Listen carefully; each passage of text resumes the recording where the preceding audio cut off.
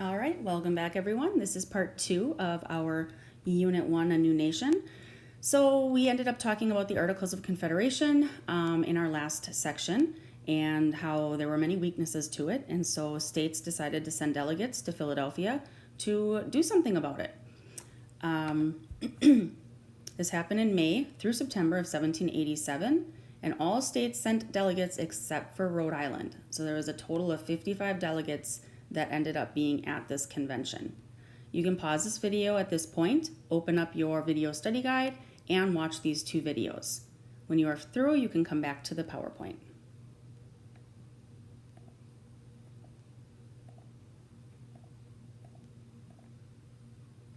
Okay, so these are some of the key players who attended the convention. We have Benjamin Franklin, Alexander Hamilton, George Mason, Roger Sherman, and John Jay. And we'll be talking a bit about these people as we move along.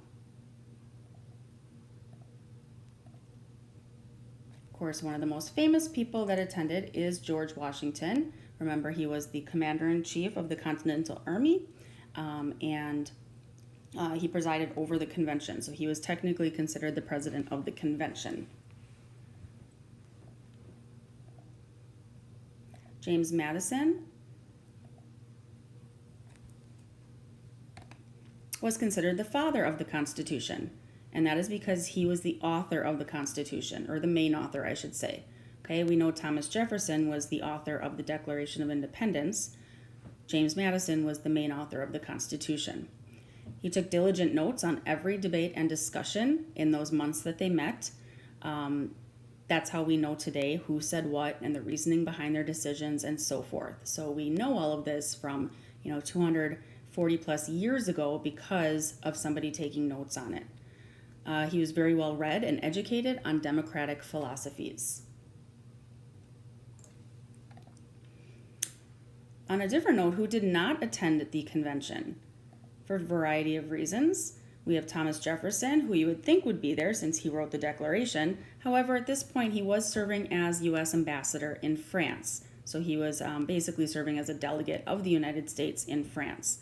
John Adams did not attend. He was also serving as a U.S. ambassador, but in Great Britain. So he also will not be in attendance. And then Patrick Henry refused to attend, saying he smelt a rat in Philadelphia, tending toward the monarchy. So he did not like the idea of making any kind of concessions to the central government, making it bigger, because he did not want a bigger central government, because he did not want to deal with possibility of another king or monarchy. And he didn't know at that point what they were going to decide.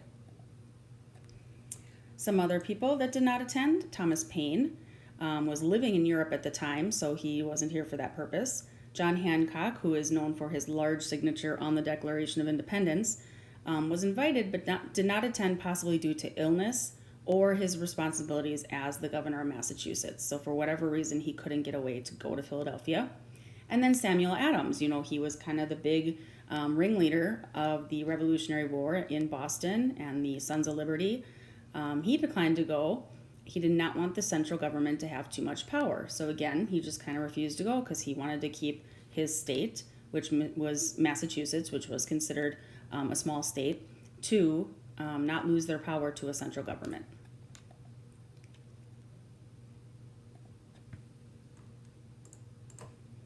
Okay, historical foundations that influenced the Founding Fathers.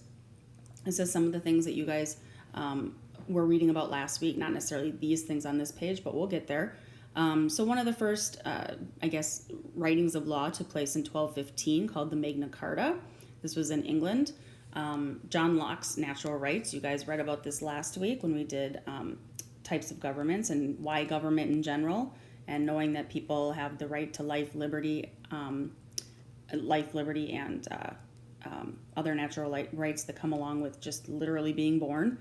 The English Bill of Rights that was written in 1689, making sure people had certain rights over the government, meaning the government can't take certain things away from you. England's Parliament, which was bicameral, okay, the word bi meaning two, by house, okay, so bicameral is 2 houses. In England, it was the House of Lords and the House of Commons.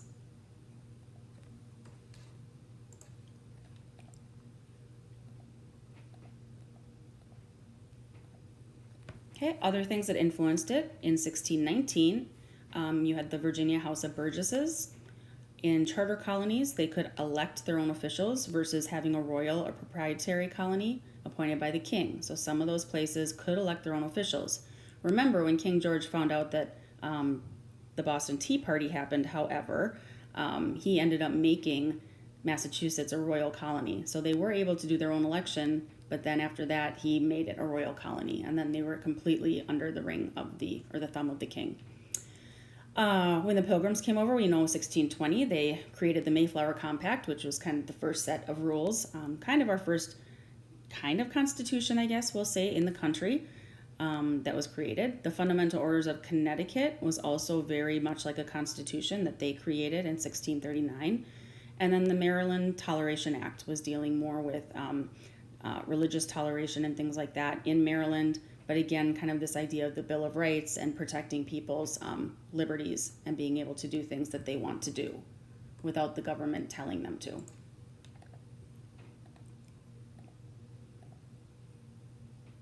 Basic principles contained in the Constitution is the idea of popular sovereignty. This is where power comes from the people. So if you're a sovereign person, you are able to make your own decisions. You are free to make those decisions. So as far as states are concerned, people wanted states to have sovereignty so that the government didn't completely control them. Also, the idea of limited government. Government can only do what the people give it permission to do. Okay, that makes sense. Again, we want to make sure the states have some power too, and that the government can't tell you what to do all the time. And then the other big thing, the separation of powers. So powers are going to be divided between separate branches of government. We will talk more about this later on, but it's the idea that one particular branch or group of people cannot become more powerful than another branch. And that kind of keeps the power in check and keeps everyone aware that they can't, get away with anything. All right, other principles, we have the checks and balances. Powers of each branch are checked and balanced by other branches. In other words, the legislative branch can check up on the judicial branch and say, hey, what are you doing over there? And if they don't like what they're doing, they can say, whoa, we need to check up on this. We need to figure out what's going on here. And things end up balancing themselves out. It's, again, just so that you can't have one branch become more powerful than another. The idea of federalism. Federalism is the division of power between a central government and local government. So when we're talking federal government, we're talking the government in Washington, D.C., the national government, right? And the local government at this particular point would be considered the state governments. So federalism is just a fancy word for saying that we have a federal government in D.C. and we have state governments that they also govern. And both of those governments work together. Judicial review. This is authority of the Supreme Court to declare laws unconstitutional. It's not in the Constitution, but will become an important role in the Supreme Court in 1803 with the ruling of Marbury versus Madison. We will not get into that now. We will talk about that when we get further in our units.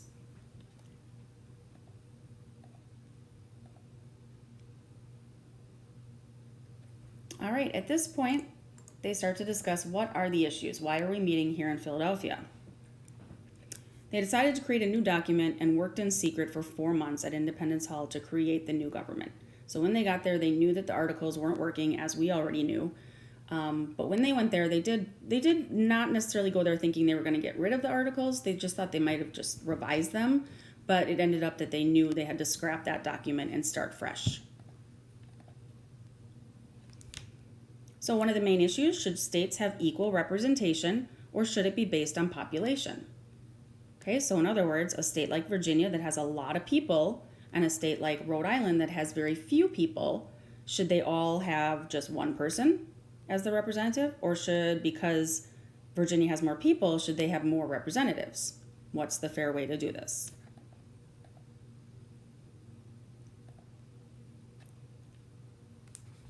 So option 1 is the Virginia Plan by James Madison. It called for 3 branches of government with a bicameral or 2-house legislature based on population. And I'm going to say right now that I'm just realizing, I don't know how I did not catch this. James Madison actually is not the father of the Virginia Plan, or the writer, I should say. It's Edmund Randolph.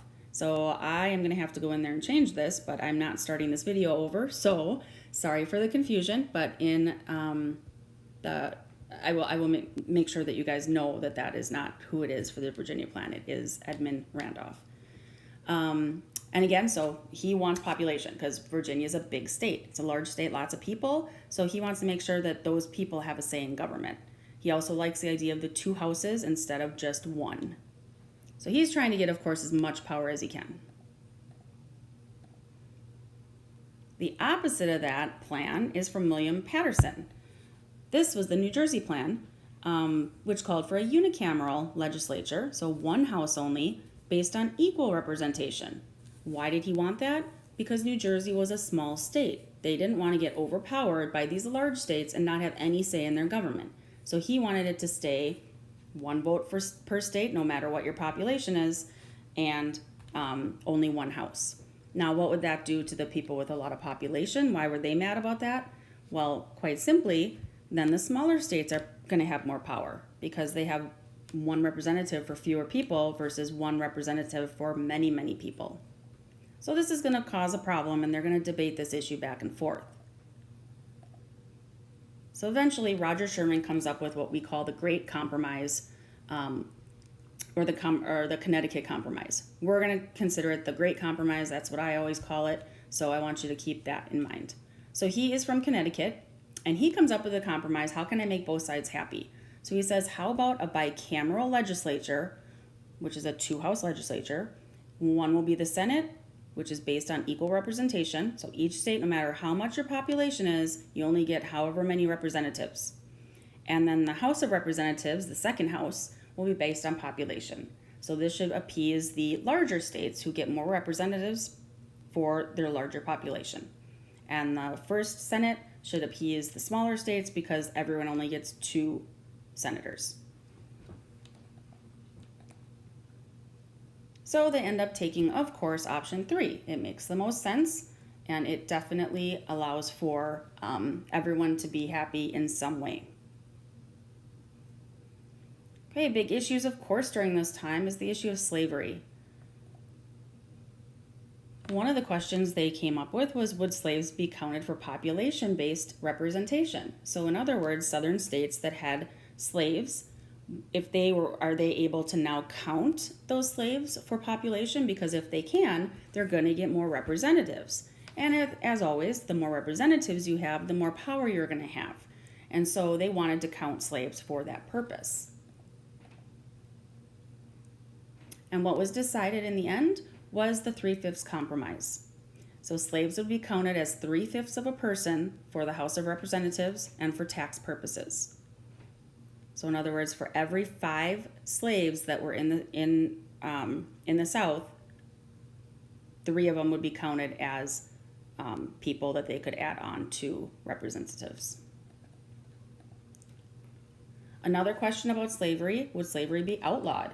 Okay, at this point, other countries are looking into slavery being outlawed.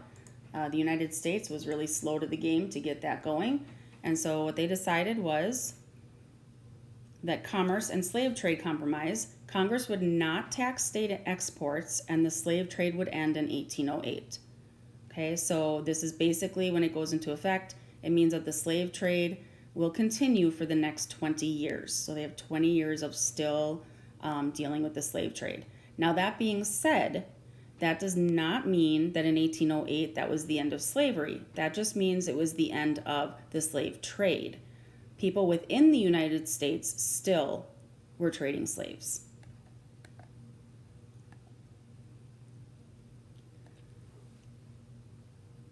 There was a fugitive slave clause, and this said a person held to service or labor who fled to another state would be returned to their owner.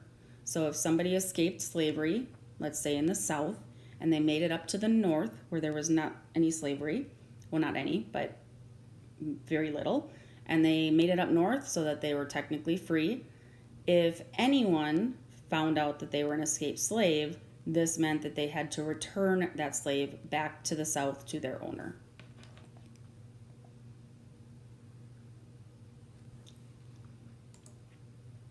All right, other issues. Who would be in control of trade? states, or the national government. They decided that Congress can regulate interstate and foreign trade, which means they can put tariffs on imports if they want to.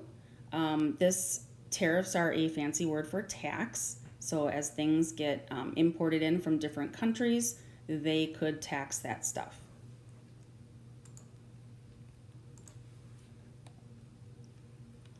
All right, another issue, of course, who's going to lead? Who will be the leader of this new government? So in the end, after many debates and arguments and compromises, they came up with a president would be in charge with power to veto, and that power is part of those checks and balances. We'll get into that when we actually get into the structure of our government.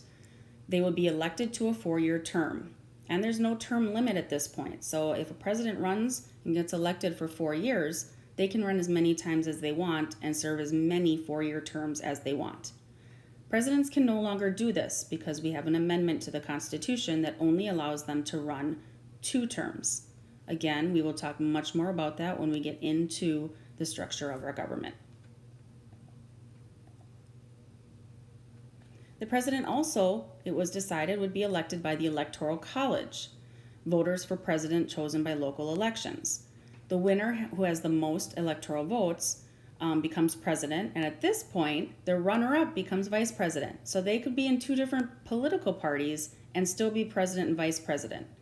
There will again be an amendment to the Constitution later on that we will talk about that makes it so that the president and vice president are on the same ticket as we see today. But back then, it was just the first and second place became president and vice president.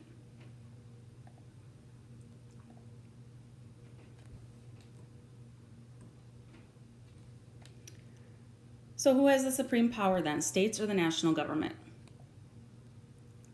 With the Supremacy Clause, the U.S. Constitution is the supreme law of the land. Necessary and Proper Clause, the Elastic Clause, was also put in the Constitution, which gives Congress power to carry out the expressed powers listed in the Constitution. So again, knowing that the Constitution is the supreme law of our land.